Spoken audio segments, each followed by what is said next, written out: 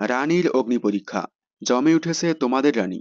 বর্তমানে স্টার জলসার তোমাদের রানী ধারাবাহিকটি বেশ আলোচনার মধ্যে। কারণ ধারাবাহিক এগিয়েছে 5 বছর। 5 বছর পর কোন দিকে মোড় নিবে রানী দুর্জয়ের জীবন। গতকাল একটা ভিডিওতে বলেছিলাম, হয়তো দুর্জয়কে সুস্থ করতে রানী এবার সেনগুপ্ত বাড়িতে যাবে। এবার সেটাই হতে চলেছে। সম্প্রতি পর্বে দেখা গেল দুর্জয়ের অপারেশন ঠিকঠাকভাবে হয়ে গেল, কিন্তু এখনও দুর্জয়ের জ্ঞান ফেরেনি।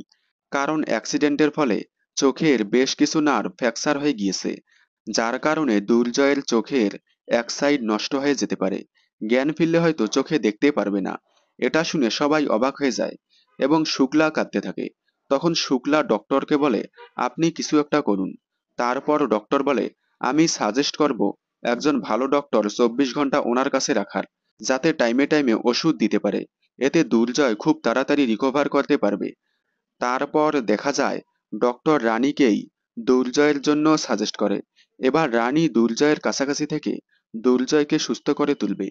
তাহলে এবার রানী কিভাবে দুর্জয়কে সুস্থ করে তোলে? রানী তার অগ্নি পরীক্ষায় কি পাশ করতে পারবে? দেখতে থাকুন তোমাদের রানী, সোম থেকে রবি ঠিক সন্ধ্যে 6টায় স্টার জলসার পর্দায়। বিনোদন জগতের সকল আপডেট সবার আগে পেতে চ্যানেলটি সাবস্ক্রাইব করে পাশে থাকা বেল আইকনে ক্লিক করে রাখুন। ধন্যবাদ।